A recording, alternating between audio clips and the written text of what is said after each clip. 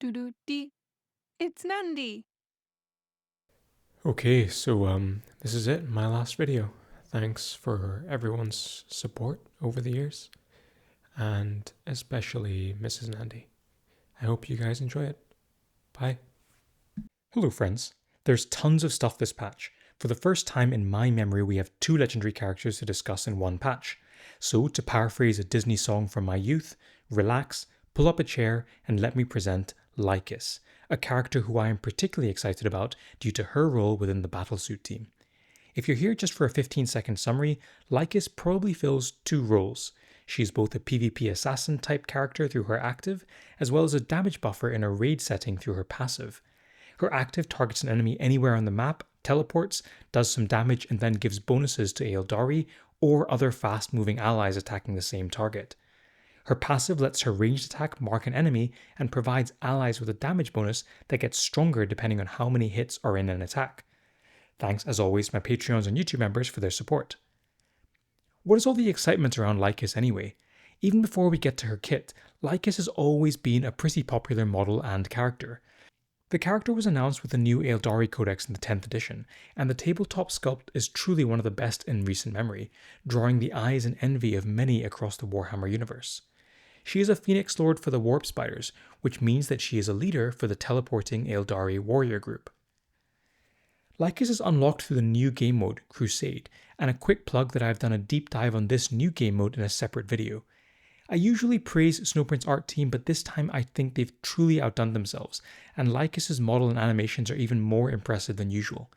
She has 2 traits, Flying and Infiltrate, which we've seen before. Stats and abilities shown on screen are at max epic. She has a movement of 4, which is really sweet alongside her flying trait. She has an eviscerating ranged attack at range 2 and a molecular melee attack. Both have an impressive 5 hits.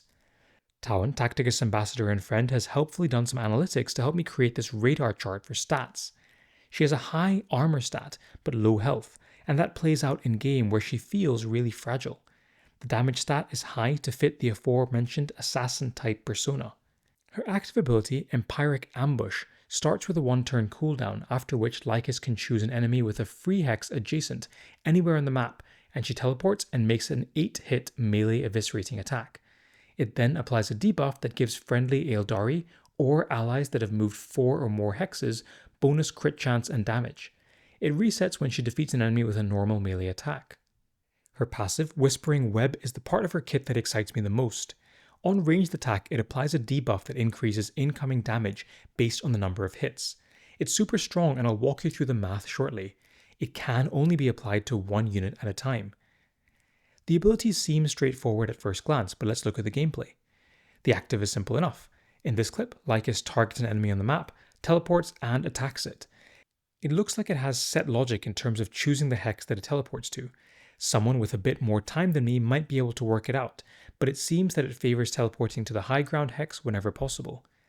After teleporting, the unit has the debuff that indicates that attacks gain crit chance and damage when made against that model.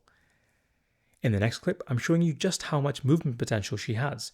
You can move her with her flying 4, say to pick up a power-up or capture a point in Tournament Arena, and then still use her active against an enemy. By the way, a quick nod to her awesome animation. She doesn't walk anywhere. Even 1 hex is a teleport animation, and I love it. The Whispering Web passive is applied only on ranged attack, not melee, and in some ways that is nice. In this clip, Lhykhis attacks an enemy and applies said debuff. I'll show you the numbers in a second, but we can then use Lhykhis in melee to clear adds or use her active, and it still lets her passive debuff remain on the important target, in this case, the raid boss. Let's look at some graphs next. Tawan, Tacticus ambassador and friend, has helpfully thrown this together. The active at baseline does a small amount of damage, denoted by the blue color on the graph. If you can use the active on a target that also has the passive damage buff on it, then things look much more impressive, and you can see that Lhykhis will one-shot most enemies. That, I think, just demonstrates the power of the passive more than anything, and I think in a PvP sense, you're probably just going to end up marking a target with your passive and then finishing it with another high-hit character. While the active is nice and lends Lhykhis a bit of an assassin-type feel, the big appeal and meta consideration is in the form of her passive. The passive gets stronger based on the number of hits that a character does. At 1 hit, Lhykhis provides no benefit, but as you increase in hits, then each subsequent hit is buffed by an incremental damage increase. It's maybe a bit easier to understand this with the table on screen, with Doom added in as a basis for comparison. Doom does around 900 bonus damage at level 50, and in the second column you can see the effective damage buff that Eldryon gives depending on the number of hits. We know Doom is better with more hits, and at 9 hits you're getting roughly 8,100 bonus damage from Eldryon. Now we look at Whispering Web, and the damage starts much lower at the lower hit count, but the inflection point appears to be 6 hits, when Lhykhis' passive outscales Doom. Once we get to 9 hits, Lhykhis' passive adds around 16k bonus damage, almost doubly as good when compared to Eldryon. So we have another multi-hit buffer.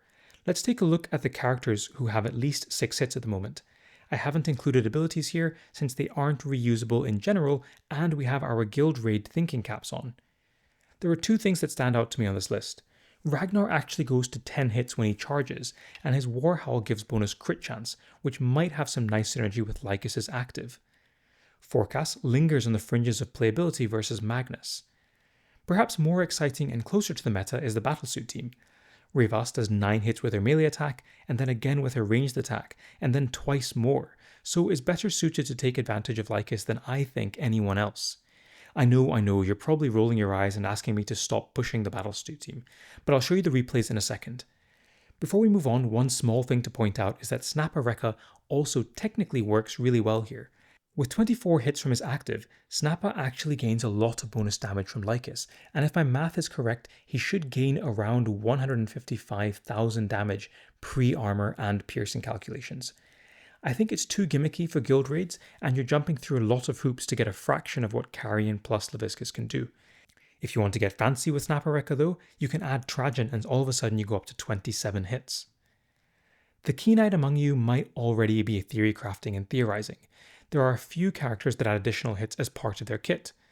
This additional hit is added at the end of the hit chain, so unfortunately characters like Vitruvius and Thoriad suffer from their hit caps, but characters like Gulgorts, Shadowsun and Trajan are uncapped and therefore potentially maximize Lhykhis' passive.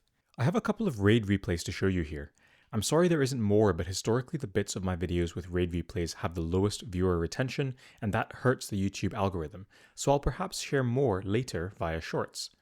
In the first replay we're looking at a legendary 3 Rogal Dorn. A couple of things to point out here as we look through the replay. I have Aethana here over Darkstrider because if you miss the crit, then your damage falls off a cliff with this team, since the pierce ratio for Rayvas gets hurt by Dorn's ablative armor passive ability. Other than that, the boss has always been somewhat attractive for the Battlesuit team, since it's easy to gain the range specialist buff most turns while the boss keeps moving.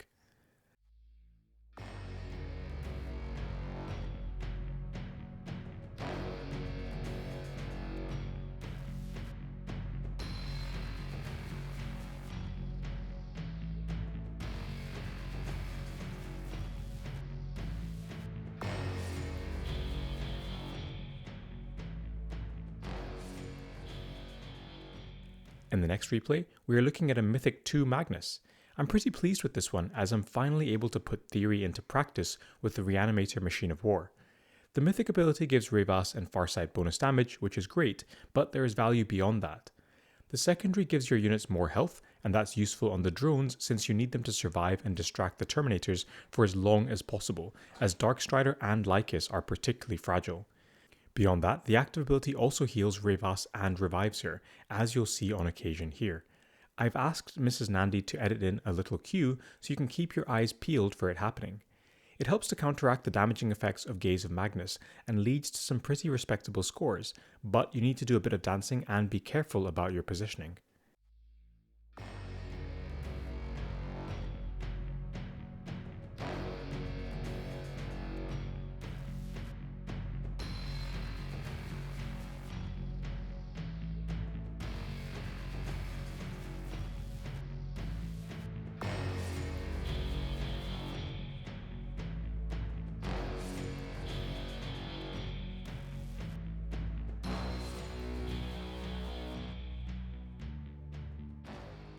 A quick slide to mention that Lhykhis does not release with a relic, and I think a lot of the recent focus has been away from new characters getting relics anyway. Lhykhis' mythic missions are listed here on screen. I don't think any are particularly challenging, but it's worth reminding you that the Aeldari have a campaign that you can use for completing some of these.